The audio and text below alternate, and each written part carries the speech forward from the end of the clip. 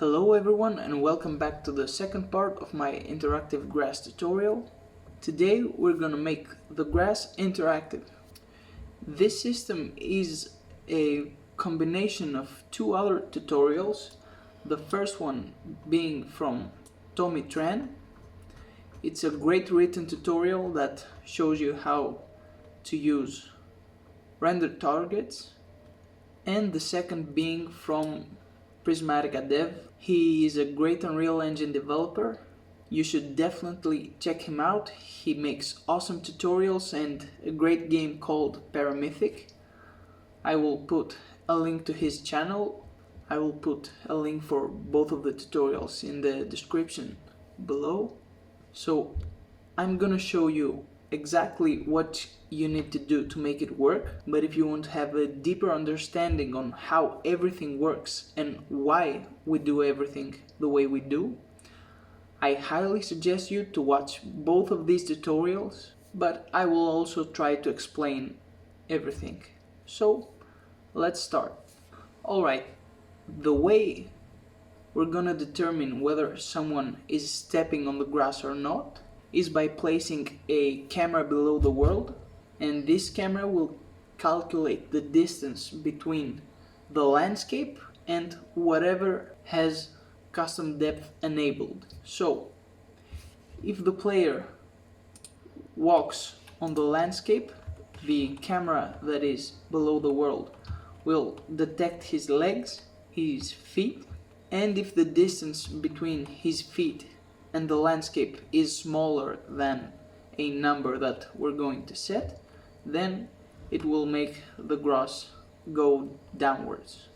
So the first thing that we need to do is to create a blueprint. I named it BP Capture, that will contain a scene capture 2D component right here.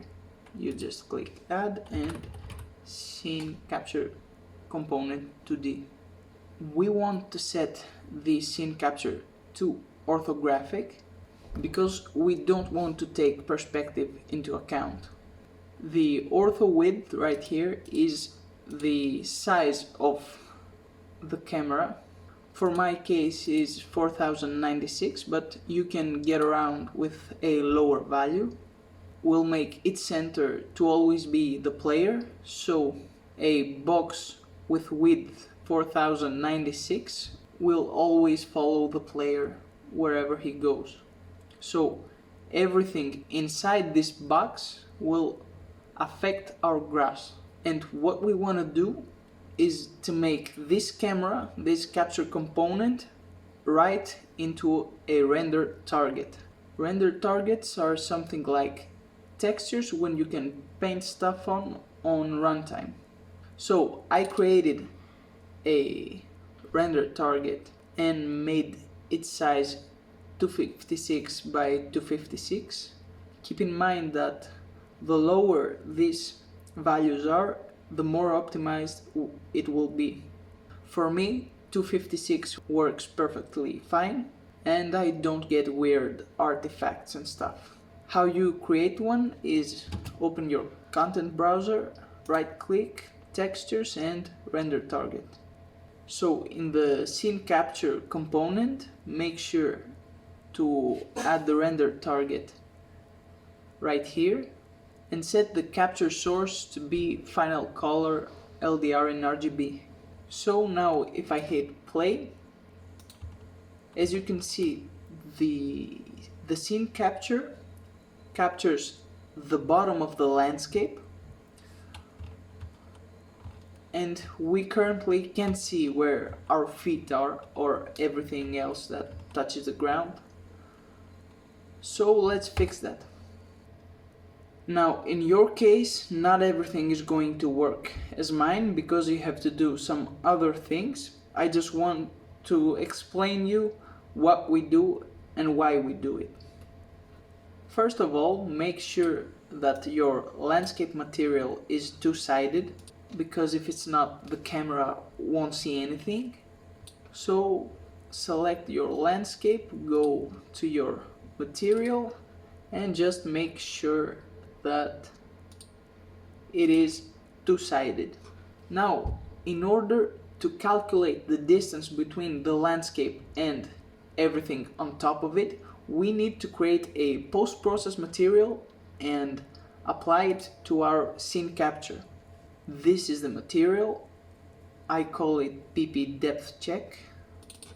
And as you can see, we take the custom depth and the scene depth, we mask the art channels and we subtract one from the other, and we divide by an offset of 25 units. This is how many units from the ground something has to be in order to affect the grass. So for my case it's 25 units.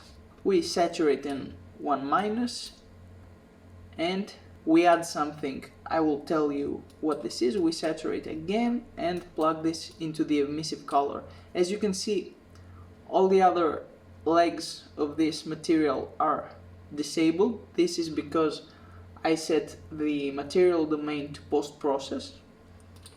The default is surface and it enables all of these legs, but we need it to be a post-process material. Now basically what this is we create a texture sample that takes from our rendered target. This is not the one we created, this is another one. I will tell you about it later. We subtract a very small value and multiply with a parameter.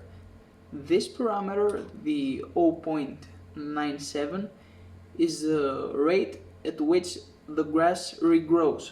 So if someone steps onto the grass and leaves, the grass will go back again. This is how fast it's going to do this. We take the green channel for this texture and make a float 3 and add it to our previous calculations. So this is the post-process material. Now that you created it, you have to assign it to your scene capture.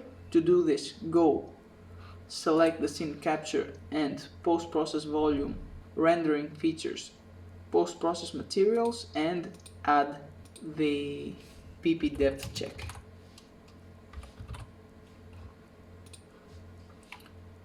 Alright, at this point we're done with this scene capture.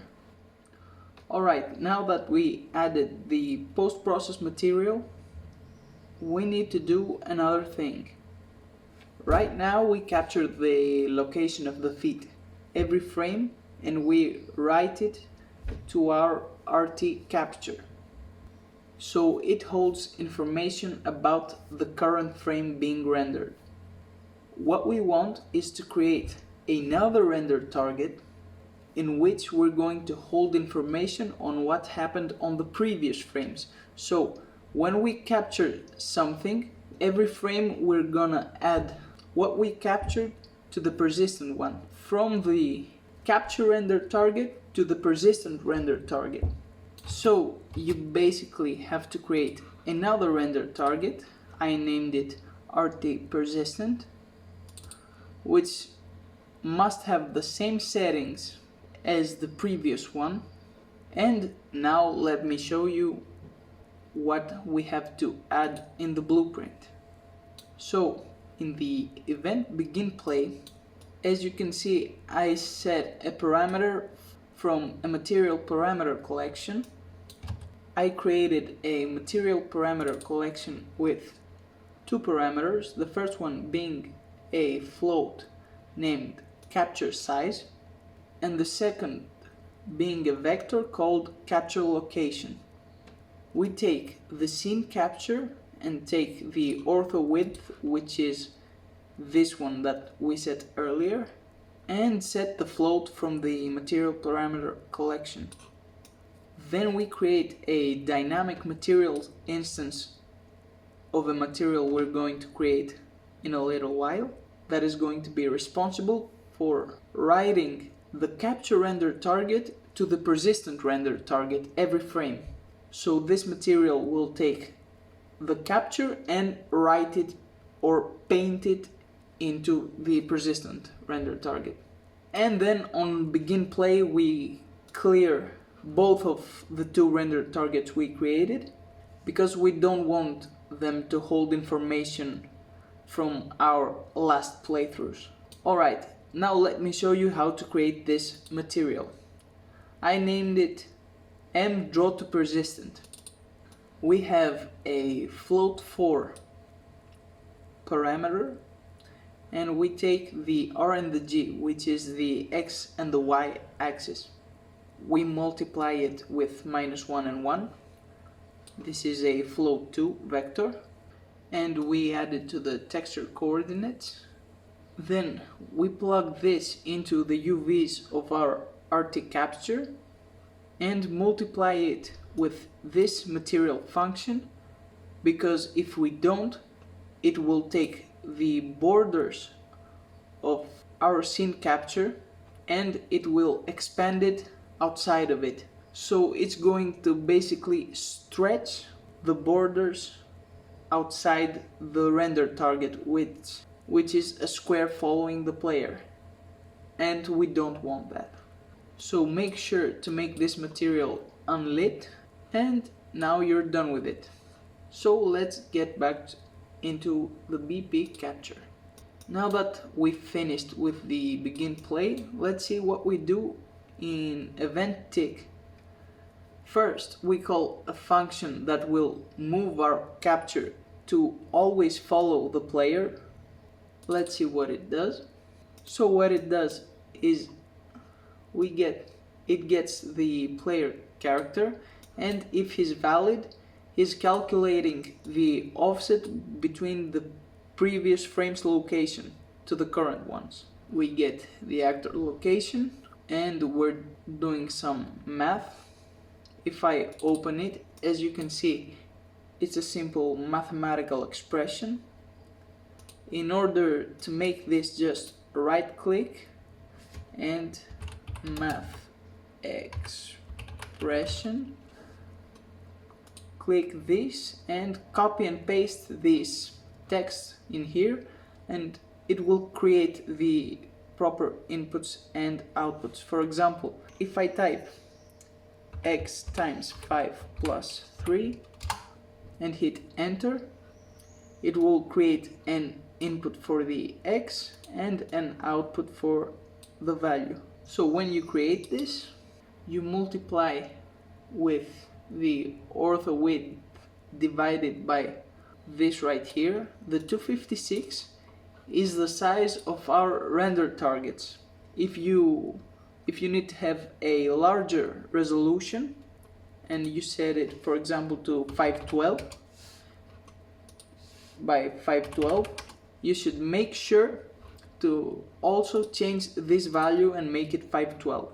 And then we subtract this from the BP capture location and add an actor world offset. What we also do is to set the actor's location to the material parameter capture location from the material parameter we created.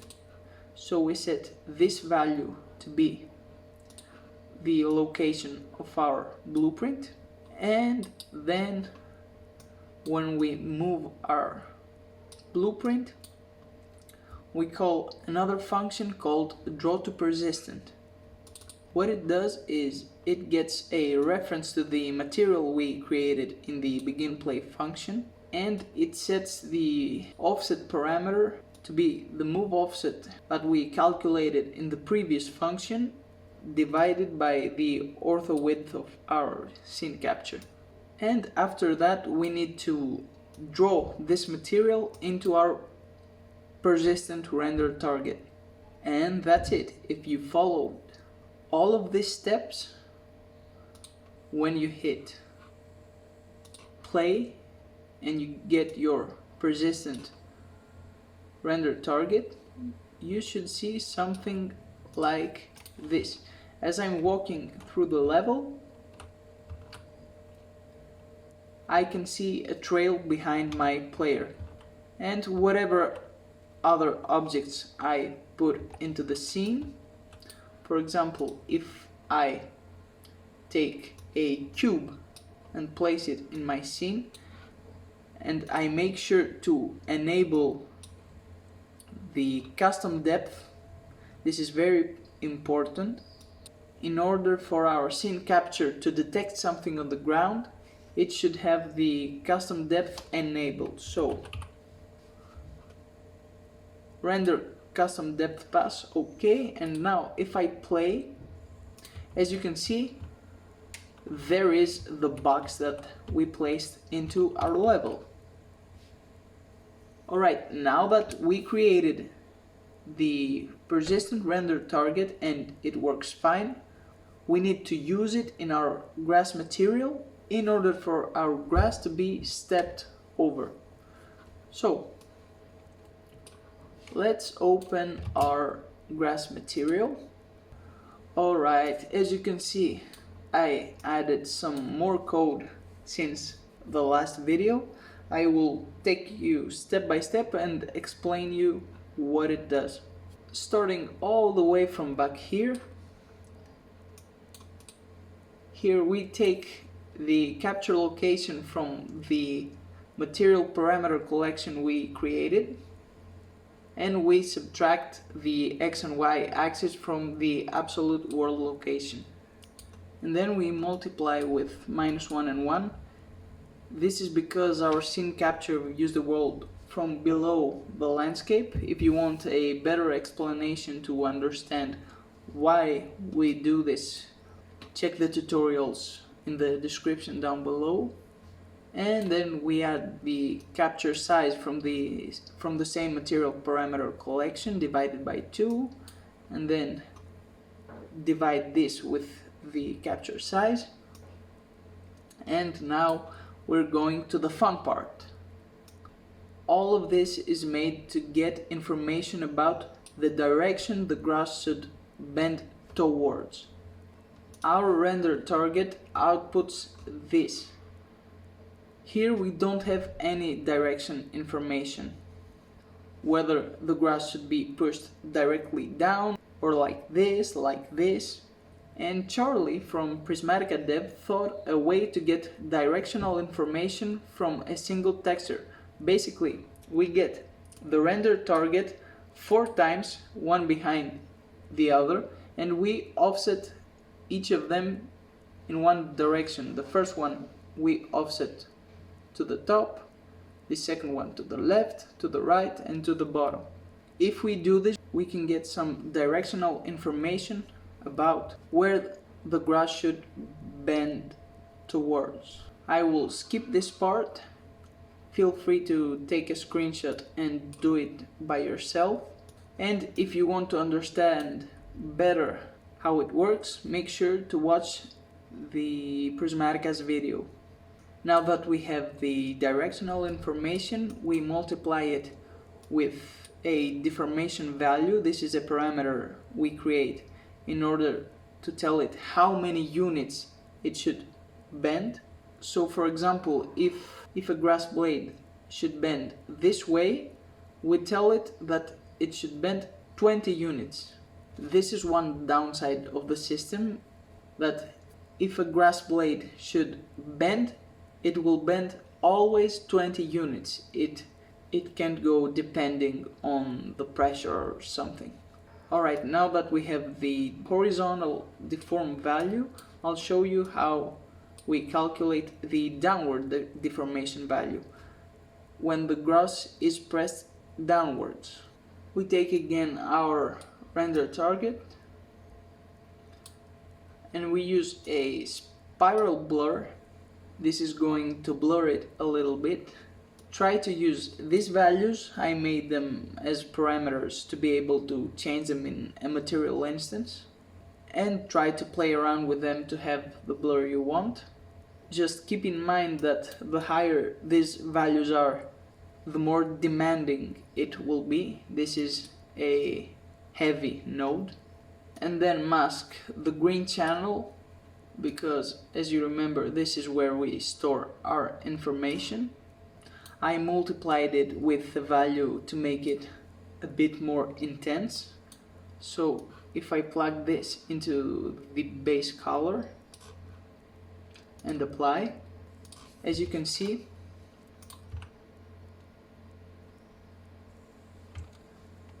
wherever I step the grass gets white and elsewhere it's black. So if I multiply it by 10,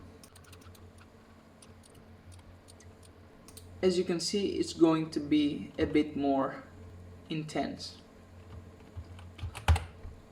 Alright, so then we saturate and multiply with a downward deformation value. This is again a parameter I made for how many units the grass should be pushed downwards when someone steps onto it.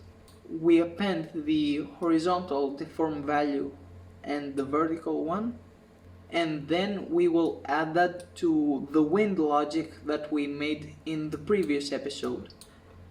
This was the code for the wind, but we can add an extra step to it. We can make the grass that is stepped to be affected less by the wind. So when someone steps into the grass, it's not going to be affected by the wind so much. In order to do this, we take this output, 1 minus it, because we want to exclude the white parts this time, and I power it with a parameter called wind influence to change the gradients between the grass that should be affected and the one that should not. I saturate this and I multiply with the wind intensity that we had in the previous part, and I plug that to the wind intensity, and basically everything else is the same. So we can delete this. Then we take the output, we add it with the deformation values, and we're multiplying with the mask we created in the previous part, so that the bottom of the grass isn't affected as much as the higher parts. And we just plug this into the world position offset.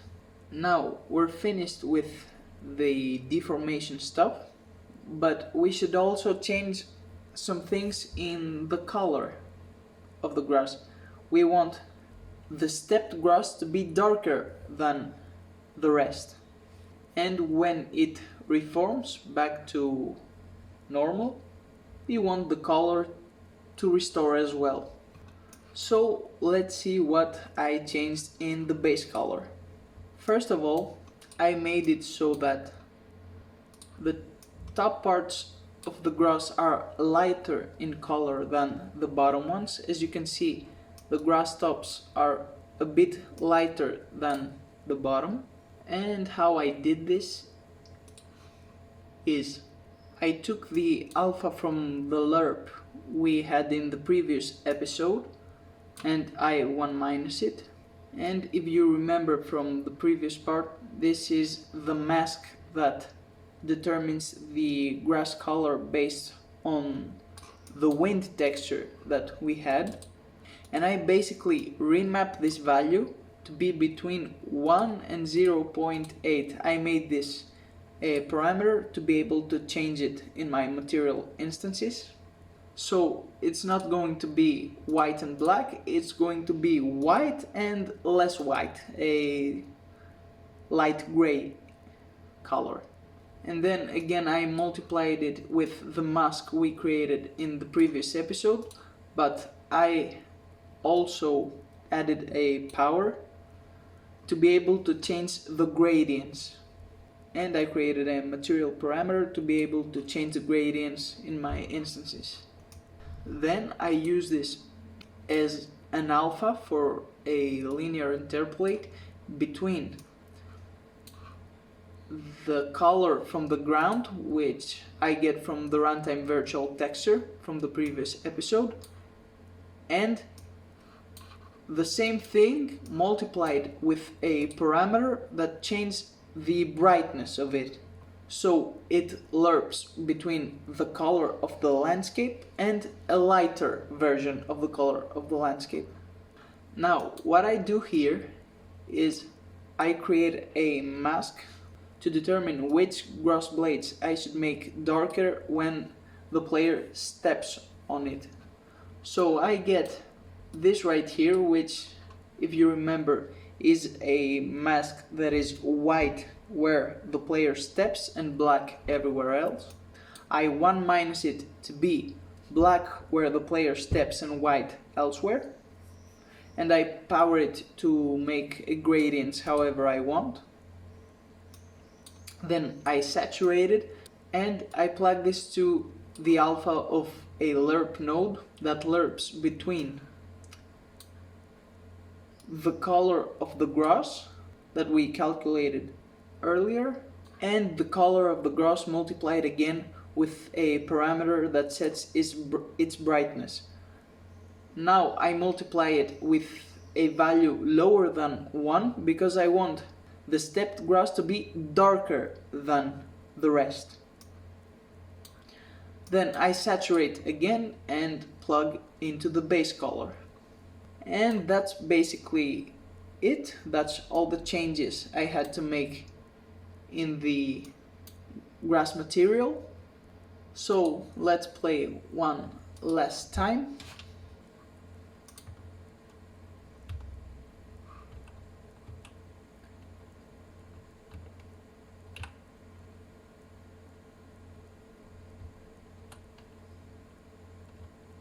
As you can see where I'm walking, I step on the grass, it gets deformed and it also gets darker than it was. It also leaves a trail behind and it reforms after a few seconds. So in my game I made some small changes so that it works both for the landscape and static meshes on top of the landscape. For example, I can have rocks on top of my landscape and grass on top of the rocks, and if the player walks from the landscape to the rocks, the grass on top of the rocks will also get deformed and the change will be seamless and it will work fine. If you want me to show you how I made it, make sure to leave a like first of all and ask me in the comments. That's it for today. If you have any questions, feel free to ask and I will see you all in the next video.